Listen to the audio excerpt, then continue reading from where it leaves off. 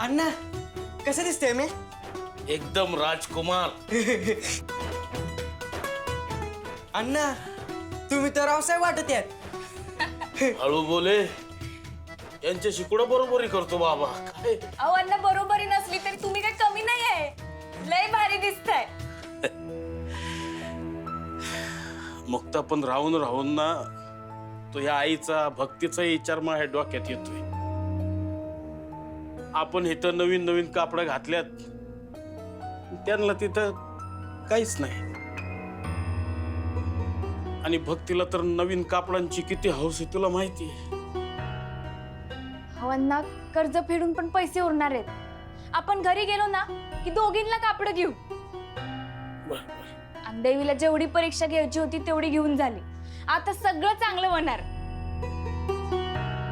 आई जगदंबा आहे पाठीशी. आई राजा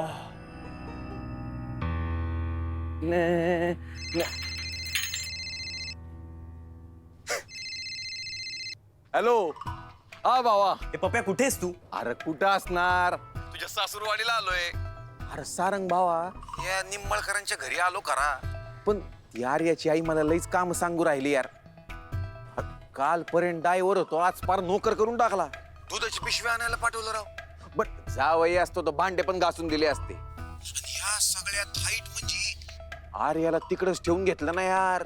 ए पप्या आता इथे मी माझं सांगायला तुला फोन केलाय, तू तुझं काय सांगत बसलायस? नाही नाही माझा प्रॉब्लेम मोठा आहे की तुझा? सॉरी, ते जरा बोलत गेलो. तू तू बोल भावा, तू बोल. काय नाही यार, जरा इरिटेट झालो होतो. मुक्तानी पण माझ्याशी बोलणं टाकून दिलंय. तर मी दिसलो की ती रस्ता बदलते. त्यात संध्याकाळी माझा साखरपुडा आहे. कात्रीत अडकलोय. नाही नाही कधी कधी मला वाटतं ना पप्या की तिचंही माझ्यावर प्रेम आहे ना. नाही आहे ना, पण ती असं वागते, मग आपणही सोडून द्यावं सगळं. नाही ना रे, नाही जमत मला. मी स्वतःशी खोटं नाही बोलू शकत. सारंग भावा, तू टेन्शन नको घेऊ. मी येऊ का तिकडं? अरे तसंही तू त्या निंबाळकरांना घेऊन साखरपुड्यासाठी येणारच आहेस ना? हा, मग मी आलो की बोलूया. आल्यावर बोल. नाही म्हणजे साखरपुडा उद्या करायचंय का? हा राव, म्हणजे येळच नाहीये. सारंग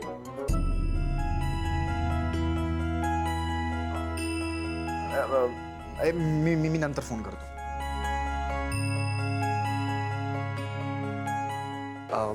आई काही काम होतं का? नाही रे, जरा बोलायचं होतं तुझ्याशी. सारंग,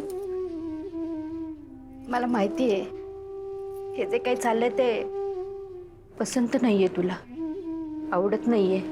तुझ्या मनाविरुद्ध चाललंय सगळं. सगळं कळतंय मला बाळा. पण एक सांगू का, जसं जसं वेळ जाईल ना तसं सगळं नीट होईल. आणि एकदा का आपण एखादी गोष्ट स्वीकारली ना की सगळं सहज शक्य होतं. अरे आई, त्यासाठी मला पण वैजयंती नगरकर व्हावं लागेल. आई खरंच, अगं मला बनव ना तुझ्यासारखं, जे स्वतःच्या इच्छा स्वतःची स्वप्न सोडून घरातल्या ज्येष्ठ पुरुषाला जे वाटतं ना, अगं तसं जगता येईल. कसं जमतं यार तुला?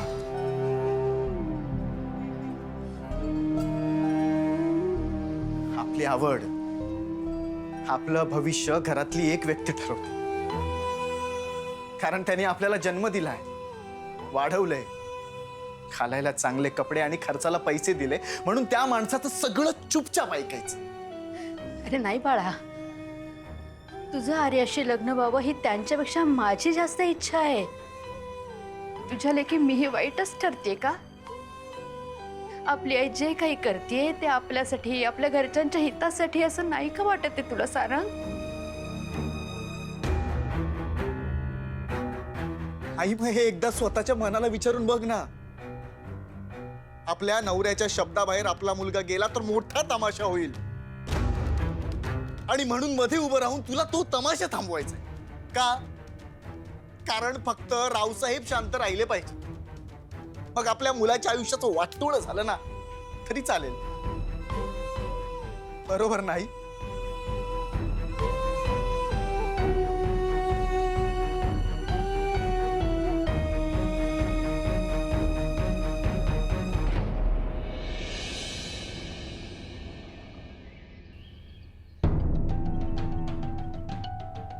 एक निर्णय आणि डायरेक्ट श्रीमंती. 18 वर्ष पूर्ण झाली तुला. आता तुला आवाज उठवावा लागल काय? तुझ्या घरच्यांना ना गरिबीत जगण्याची, चिखलात रुतून बसायची सवय झाली बघ. त्यांना तेच आवडायला लागले.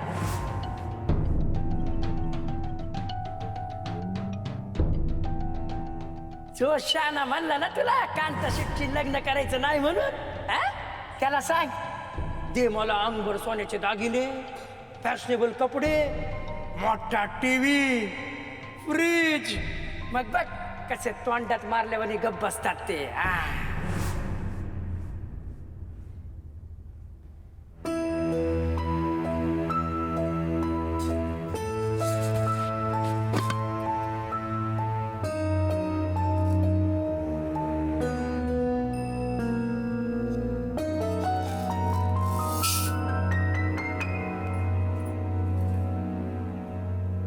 हे काय एवढीशी डाळ?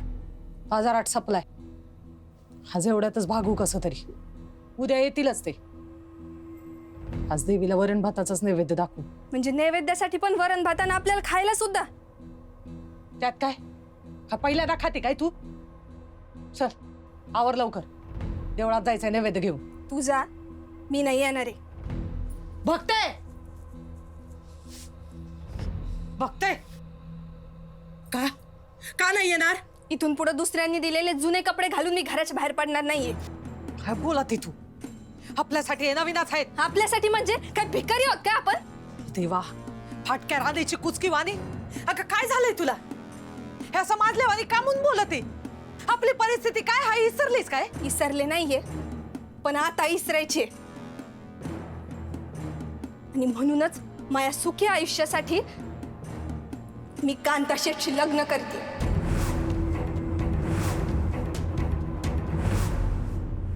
आई, हा शेवटचा दिस.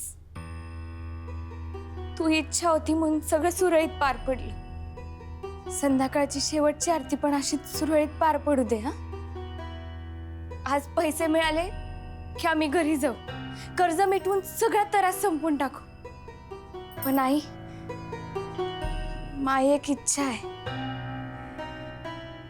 या घराशी तू अशी असलेलं संभाळ आरतीचं नातं पुढल्या वर्षी असंच असून दे.